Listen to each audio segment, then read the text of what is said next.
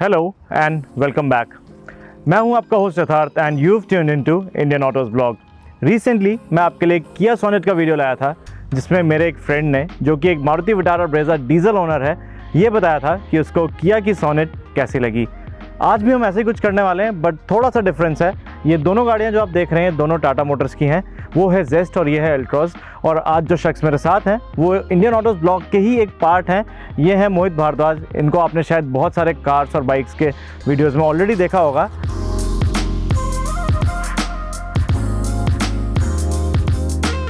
But आज इस video में आप इनको एक थोड़े दूसरे रूप में देखेंगे, बिकॉज मैं आपको बता दूं, मोहित काफ़ी सालों से अपने फादर की टाटा जेस्ट चला रहे हैं और बहुत जल्द अपनी पहली गाड़ी खरीदेंगे। So I thought I'll let Mohit drive the Altroz diesel and tell us what he feels about this car, and also tell us will he want to upgrade to Tata's most premium hatchback ever.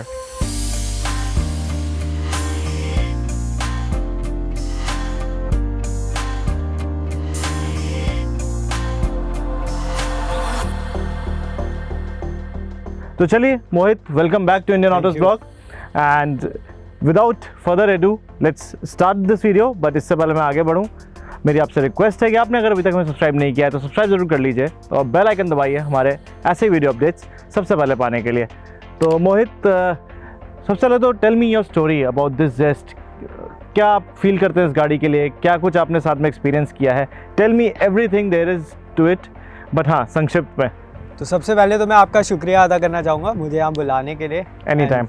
Cool. और अगर हम बात करें अब जेस्ट की, तो ये मेरी नहीं, मेरे पिताजी की गाड़ी है and it's really kind of him कि वो मुझे चलाने को दे देते हैं ये गाड़ी, and I really enjoy driving this car. तो starting with its buying procedure, तो हमारे पास इससे पहले ऑल्टो थी, उसके बाद वी अपग्रेडेड टू जेस्ट, और ये हमने मई 2015 में ख़रीदी थी। And as of now we have clocked over 1 lakh kilometre on the odo. तो अभी तक का जो एक्सपीरियंस है that has been like mix bag of ups and downs, लेकिन ओवरऑल जो ओनरशिप एक्सपीरियंस को मैं रेट करना चाहूँगा that is on a well, I would say a good side. As such मुझे कुछ ज़्यादा खामियाँ इस गाड़ी में नहीं देखने को मिली है, but then in comparison to Altroz ये थोड़ी पुरानी ज़रूर महसूस होती है। डेफिनेटली वो 2015 मॉडल जेस्ट है, ये लेटेस्ट मॉडल है इस गाड़ी का, and it has hardly a few thousand kilometres old. तो डिफरेंस तो होगा ही, नया पुराना वाला फैक्टर तो आएगा ही, प्लस वो पुराना डिज़ाइन है, थोड़ा सा उतनी मॉडर्न फील नहीं हो रही है वो गाड़ी। स्पेशली अगर हम अल्ट्रोज की बात करें तो personally speaking I definitely like the way Tata cars look. Ever since Pratap Bose took the lead for the design team, तब से टाटा की गाड़ियाँ काफ़ी खूबसूरत आने लगी हैं, एंड अल्ट्रोज मुझे बहुत ज़्यादा सुंदर लगती है। But this video is not about what I feel, it's about what Mohit feels. तो डिज़ाइन के मामले में आप क्या कहेंगे? सबसे पहले तो मुझे ये बताइए। सो डिज़ाइन के मामले में जब हमने जेस्ट खरीदी थी तब मुझे जेस्ट भी काफ़ी अच्छी लगती थी, but then we are now in 2020, तो उस लिहाज से Altroz looks flashy from all the angles. काफ़ी वेज शेप स्टाइलिंग है इसकी, और जो मुझे इसमें सबसे ज़्यादा जो चीज़ पसंद आती है वो है इसका फ्रंट फेस। काफ़ी स्लीक हेडलैम्प्स दिए गए हैं। फॉग लैम्प्स जो है वो भी अपने नॉर्मल पोजीशंस पर नहीं है, somehow Tata is experimenting with the position of headlamps and fog lamps, तो वो भी यहाँ पर है। और वहीं आप पीछे की ओर चलेंगे तो आपको जो सेकंड रो के जो दरवाजे हैं, जो रेयर डोर्स हैं, वहाँ पर आपको कन्वेंशनल डोर हैंडल्स भी नहीं मिलते हैं, तो they are mounted in the pillar, तो वो भी एक काफ़ी अच्छी चीज़ है। मोरओवर और पीछे चलेंगे हम टेल सेक्शन की तरफ, तो वो मुझे काफ़ी ज़्यादा पसंद आया। Tata is used a lot of piano black elements, तो वो आई वुड से थोड़ा यूथफुल डिज़ाइन लगता है ये इन कंपैरिजन टू जेस्ट। अभी थोड़ी सी बुजुर्ग लगती है टाटा फैमिली में। This one is like the new age modern kid. Right. But then Mohit, अगर आप ये गाड़ी खरीदते हैं तो आप इसके साथ ज़्यादा टाइम इसके अंदर बिताएंगे। बाहर से तो हर कोई भी अपनी गाड़ी के साथ ज़्यादा टाइम नहीं बिताता है। It's the inside where we spend most of the time. Right. तो you have been driving this car since morning, and मैं इंटीरियर की बात करूँ तो मोहित अक्सर देखा गया है, although you are a better person to tell me how true this is, कि टाटा के इंटीरियर्स में लोग fit and finish and material quality ऐसी चीज़ों के बारे में बात करते हैं। तो अल्ट्रोज आपने सुबह से चलाई, आपने इसको शहर में चलाया, थोड़ा हम इसको हिली रोड पे भी ले गए, एंड इसके इंटीरियर में बेसिकली बहुत सारा टाइम आपने स्पेंड किया। तो what's your take on the interior quality, on the design, features and space? तो I start with the fit and finish levels first. तो अगर मैं बात करूँ जेस्ट की, तो जेस्ट के फिट एंड फिनिश लेवल्स वो एक्सेप्टेबल, मैं नहीं बोलूँगा कि they were the best in the segment, but then that's the case with Altroz.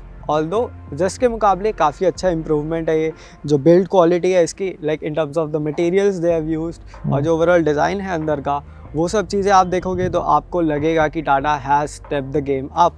लेकिन कुछ चीज़ें हैं जो आपको शायद नहीं पसंद आएगी, जैसे कुछ एक पैनल्स के गैप्स हैं जो दिखते हैं like around your front glove box, लेकिन काफ़ी सारी ऐसी चीज़ें हैं जो टाटा ने इम्प्रूव करी हैं अल्ट्रोज के अंदर। तो पहली चीज़ जो मैं बताना चाहूँगा दैट इज़ डेड पेडल।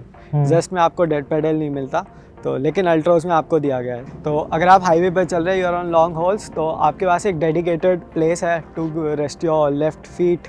और उसी के साथ जो दूसरी चीज़ मुझे ज़्यादा पसंद आई वो है इसकी एम्बियंट लाइटिंग, रात में काफ़ी कूल लगती है, और अभी दिन में भी when we were in the like darker environment, तो वहाँ पर आप देख सकते हैं कि काफ़ी अच्छा एक इफ़ेक्ट आता है, तो बहुत सूदिंग लगती है वो आँखों को।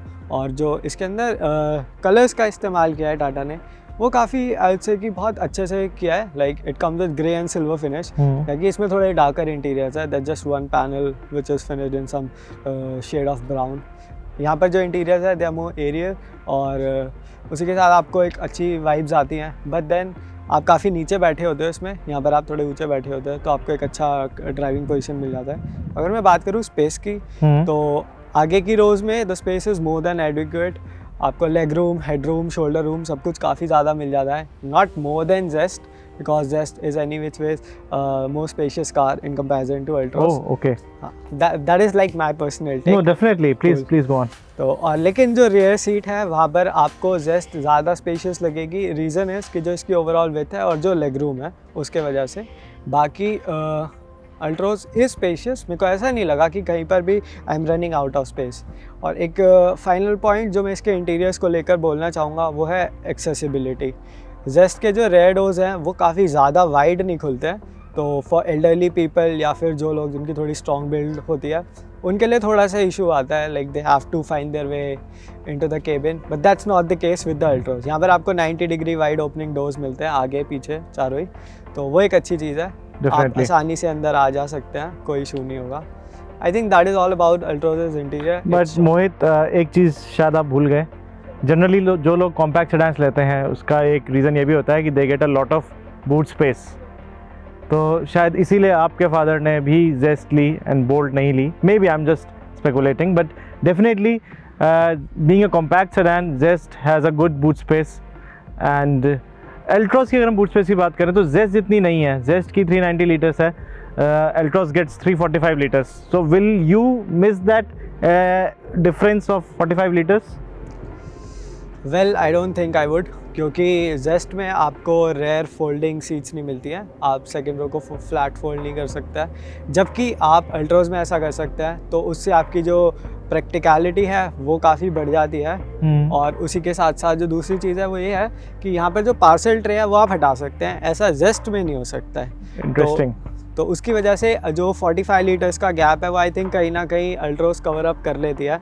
और तीसरी चीज़, और I think final cheese about the boot, that is कि इसका जो लोडिंग लिप है वो नीचा है इन कंपैरिजन जो जेस्ट का लोडिंग लिप है वो थोड़ा सा ऊंचा है, तो आपको अपना जो भारी सामान है वो उठाकर ऐसे अंदर रखना पड़ता है, बाहर निकालना थोड़ा और ज़्यादा मुश्किल हो जाता है। नाइस। तो व्यूअर्स, इससे पहले मैं अपना नेक्स्ट क्वेश्चन पूछूं मोहित से, मैं आपको बता दूं कि इन दोनों गाड़ियों के इंजन्स अलग हैं। That is 1.3 litre diesel which is a Fiat sourced unit, this is a 1.5 litre diesel engine which is sourced from the Nexon, Tata का खुद का इंजन है ये, बट अल्ट्रोज के लिए नेक्सॉन के इंजन को थोड़ा ड्यूट्यून किया है। This offers 90 PS and 200 Nm, और इतना ही पावर और टॉर्क देता है जेस्ट का 1.3 लीटर डीजल इंजन। तो but anyway, these are different engines, these are different cars, इनकी एज में भी डिफरेंस है 5 साल का। तो चलाने में आपको सबसे पहले तो मैं ये बोलूँगा as a standalone product Altroz कैसी लगी, and secondly do you think it's a good improvement over the Zest? So as a standalone product Altroz मुझे काफ़ी ज़्यादा पसंद आई चलाने में, and the reason to that is कि ये इसका जो मिड रेंज है दैट इज़ वेरी स्ट्रॉन्ग, लेकिन comparison to Zest it is strong, और थोड़ी सी रिलैक्स फील होती है thanks to extra 200 cc of displacement. हालांकि गेयर बॉक्स दोनों कार्स में आपको 5 स्पीड मैनुअल गेयर बॉक्स मिलते हैं, और उसी के साथ एक कंप्लेन भी होगी मेरी, वो ये है कि जो गियर बॉक्स के इश्यूज़ टाटा जेस्ट में थे, लाइक थोड़ा सा रबरी फील होता था, वही सेम इश्यूज़ आपको अल्ट्रोज़ में भी फील होंगे। नॉट इश्यूज़ बट हाँ, वो सेम कंप्लेन आपकी अल्ट्रोज़ में बरकरार रहती है, वहाँ पर भी आपको रबरी फील मिलती है गियर बॉक्स में। But then going to the clutch, ऐसा बिल्कुल नहीं है। जो जेस्ट की क्लच थी वो काफ़ी हैवी और लॉन्ग ट्रैवल वाली थी।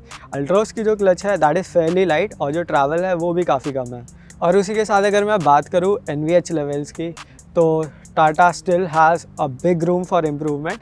आई एम नॉट सेइंग कि जो NVH लेवल जेस्ट में थे, जो आवाज़ डीजल क्लैटर, जो वाइब्स वगैरह फील होते थे जेस्ट में, वो अल्ट्रोज में फील होते हैं, ऐसा बिल्कुल नहीं है। It surely feels refined because it's new, it's modern, तो टाटा ने काम ज़रूर किया है, but then still there is like again say there is a big room for improvement. एक दूसरी चीज़ जो मैं बोलना चाहूँगा वो ये है कि ट्रैक्टेबिलिटी।